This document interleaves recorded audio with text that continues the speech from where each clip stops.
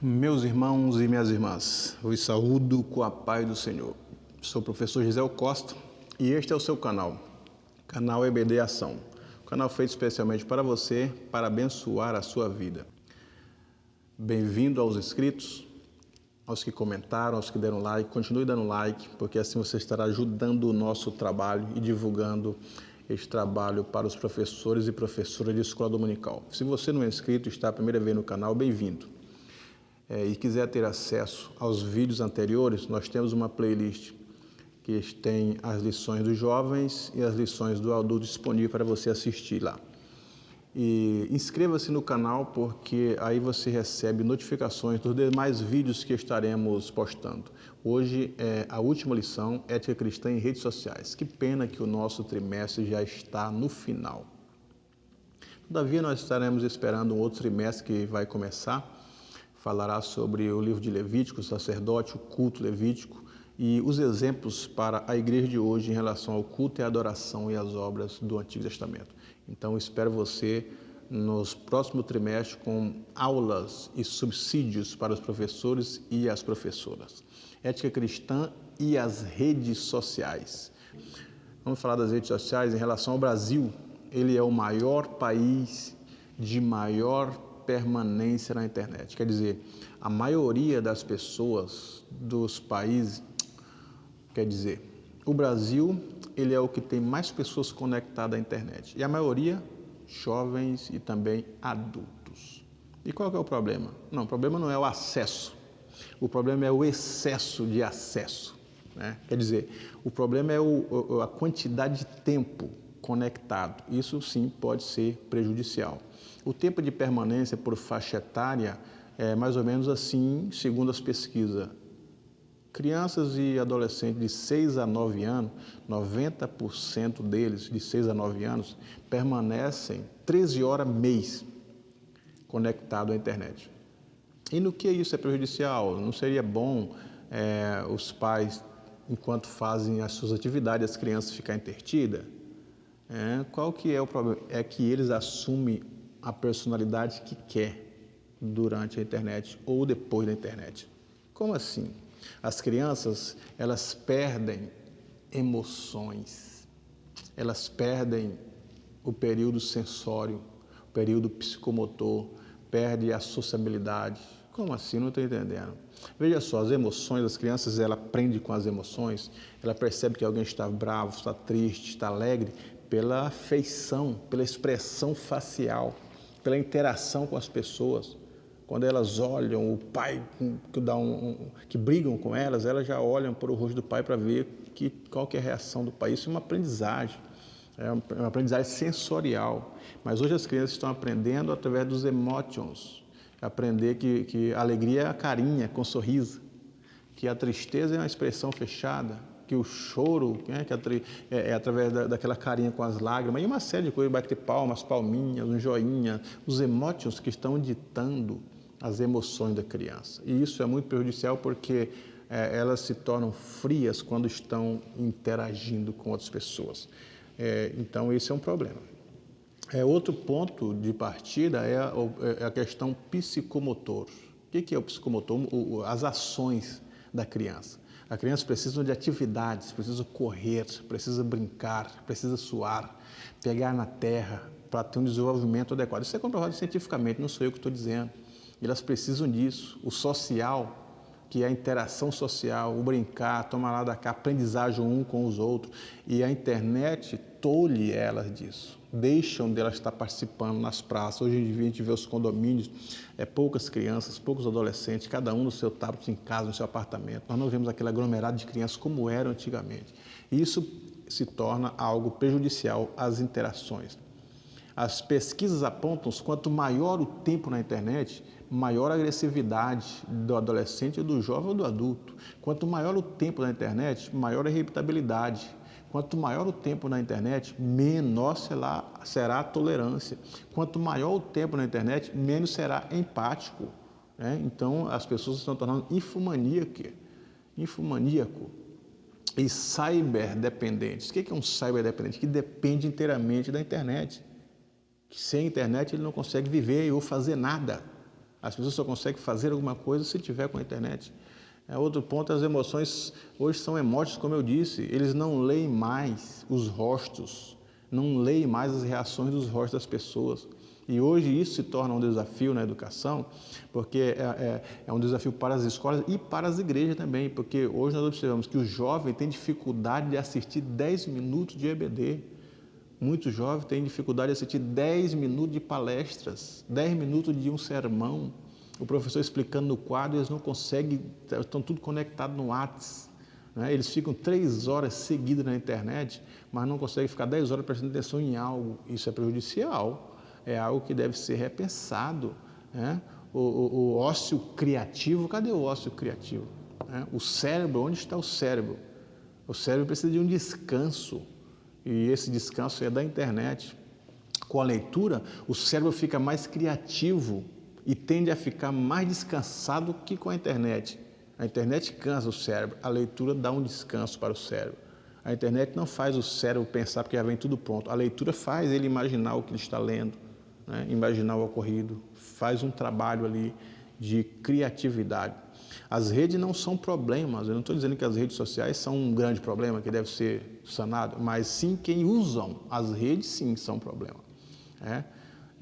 E sem falar da falta de segurança. Né? Em 2015, o empresário Alexander lançou o aplicativo da empresa Cambridge. Né? Eles observavam que todas as pessoas que odiavam Israel gostavam de chocolate, então era uma sugestãozinha na internet. Né? Foi até usado o aplicativo dele para eleger Trump, a venda de perfil.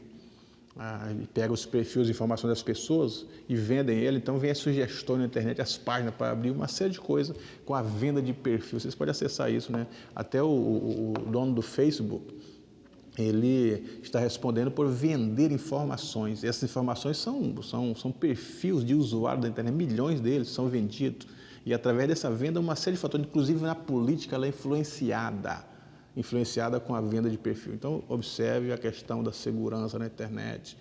Inclusive, a política ela até demonstrou que quanto mais tempo na TV tem os candidatos, é maior o debate nas redes sociais. O impacto na informação também é em roda de conversa. Né? Então, as pessoas hoje, quando assistem TV, elas correm para a internet e correm para debater. É maior a projeção, o impacto na informação nas redes é muito grande. Agora, a nossa geração tem mais contato com o virtual do que com as pessoas. Antigamente, a geração passada, ela tinha mais contato com as pessoas, não tinham isso aí, na década de 90. Agora, de 95 para cá, e com o surgimento cada vez maior das tecnologias, as pessoas tendem a se isolar mais, ficar no seu mundo. Pessoas que passam dias e dias isoladas no seu quarto, simplesmente interagindo com o mundo do quarto, mas não têm a interação com as pessoas físicas.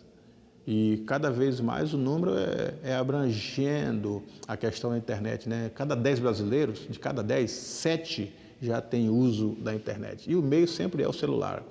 O celular hoje, que é lançado hoje, amanhã já lançam outro que esse já fica defasado. Você compra o de amanhã, depois de amanhã lançam outro que o de amanhã já está, e assim vai. Né? Cada vez mais o consumismo também aumenta. Nos últimos 4 anos,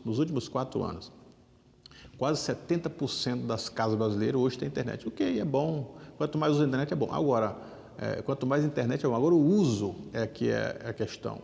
Como que as pessoas estão fazendo o uso dessa internet? Se 70% das casas do brasileiro têm internet, se de cada 10 brasileiros, 7 usam a internet. E o que eles estão vendo? O que é mais visto são humor e piadas. Humor e piadas. Você pode ver que não são algo relevante. Alguém até fala, mas está certo, o brasileiro já sofre, precisa de um pouquinho de alegria, um pouquinho de humor para esquecer o sofrimento. Ok, mas o humor e as piadas não vai resolver os problemas do brasileiro e nem vai trazer algo consistente para o cérebro, para a formação dele. Né? E o que eles mais fazem na internet são postagens. Postagem de quê? De fotos e frases de efeito. Aquelas frases de efeito, né? Diga para isso, faça isso, frase de efeitos, jargões que vem pronto. Então é o que eles mais postam, nada de relevante. Por que não usar as redes sociais para transformar a sociedade? Por que não usar as redes sociais para aquilo que é bom para a sociedade, que é bom para o reino, que é bom para mim? Precisamos fazer essa diferença no uso das redes sociais. As redes mais usadas hoje são o WhatsApp e o Facebook. O WhatsApp, 93% dos brasileiros hoje tem o WhatsApp. E 86% dos brasileiros fez, né? Então, a NET ela tem informação, mas não tem formação. Ainda formar o médico, formar um bom cozinheiro, continua demandando anos. As pessoas precisam estudar, precisam quebrar a cabeça. Você pode observar hoje que, com o avanço da internet, todas as poesias hoje estão na internet. Mas com isso não significa que tenha mais poetas hoje surgindo. Não. Os poetas estão mais escassos. Todas as poesias estão lá, e por que os poetas estão mais escassos? Outra questão que nós precisamos pensar são os amigos do Face. O que é essa amizade? Amigo do Face? Será se é uma amizade? Aristóteles disse que a amizade é dois corpos com a mesma alma. Isso quer ser um amigo, na definição filosófica de Aristóteles. A amizade é dois corpos com a mesma alma. Agora, o que é esse amigo no Face que se ele te criticar, você bloqueia? Que amizade que é essa? Se ele te injuriar, você exclui. Essas amizades virtuais não são reais. São simplesmente amizades virtuais que não dizem nada. Simplesmente para contagem, alguma coisa em questão. Mas nós precisamos estar atento a essas questões. Você pode observar que a internet ela tem algo negativo. Lógico, nós poderíamos trazer aqui uma série de coisas positivas que a internet trouxe com o avanço tecnológico, né? Hoje a gente faz depósito bancário, transferência bancária, isso é muito bom. Sem ir no banco, isso diminuiu o tempo de filas nos bancos, né? As pessoas, através do aplicativo, podem fazer pagamento, pagar contas, uma série de coisas, e sem contar outras, né, informações que hoje não precisa mais de me enviar cartas, os e-mails são mais rápidos, uma série de fatores. Eu não estou dizendo desmerecendo as redes sociais e nem a internet, mas estou falando dos perigos que ela causa que hoje estão presentes na sociedade brasileira. Por exemplo, doenças patológicas provenientes da internet. Muitas pessoas doentes estão causando e tendo patologias por causa do uso indevido do tempo excessivo da internet. Primeiro, incapacidade de controle. Tem pessoas que hoje não conseguem se controlar por causa da internet, ele perde o controle. Segundo, necessidade de mais conexão. Quanto maior o tempo, maior o uso. E se é 3 horas, amanhã é 4. E mais velocidade eles querem, porque já não tem paciência de ficar com a internet lenta. Terceiro lugar, conexão para fugir. Muitos usam a internet para fuga dos problemas. Ele tem uma angústia, tem uma depressão, então vai para a internet para fugir dos problemas. A internet não vai resolver o problema. Isso é uma patologia. Eu faço uso da internet para esquecer o mundo. Faço uso da internet para esquecer a minha angústia, meu problema, minha ansiedade, minha depressividade. Então, isso é uma patologia. Em quarto lugar, pensar na internet enquanto off, né? Meu Deus do céu, eu estou fora da internet, o que está acontecendo? Acabou a luz e agora? O que está acontecendo? Enquanto ele está off, o pensamento dele está na internet. Então, isso se torna uma patologia. Quinto lugar, irritação ou agitação com a restrição. Se é restringida a internet, se no trabalho ou em qualquer outro ambiente, na igreja, etc., é restringido o uso da internet, meu Deus do céu, é uma irritação, é uma agitação, isso é uma patologia e precisa ser tratada. Sexto lugar, descuidar de tudo pela internet. Tem pessoas que descuidam, pessoas que viajam, que perdem, que esquecem que estão no trânsito, que estão dirigindo e continuam ligado na internet, e às vezes acontece, às vezes não, sempre acontece o acidente em detrimento do uso da internet no trânsito, ou o dono de casa que esquece do fogão, esquece da água, da torneira ligada por causa da internet. Isso é uma patologia e precisa ser tratada. Em sétimo lugar, sofrimento pela abstinência. Tem pessoas que sofrem. E cortaram a internet. Meu Deus do céu, aqui não tem internet. Aí vem o sofrimento, a angústia, quer ir embora, quer ir para um lugar que tem acesso. É uma patologia. Em oitavo e último lugar, a mentira ao excesso do uso. Tem pessoas que mentem, eles passam 4, 5, 6 horas e dizem, não, eu fico questão ali, só na internet para alguma informação, entra na internet para fazer alguma coisinha e etc e tal, e mentem. Isso se torna uma patologia. A mentira quanto ao uso da internet se torna uma patologia. Nós poderíamos trazer aqui diversos outros fatores, mas não é o caso. Eu poderia citar aqui os benefícios que a internet trouxe, né, os avanços para a sociedade, para as pessoas, até para a igreja, né?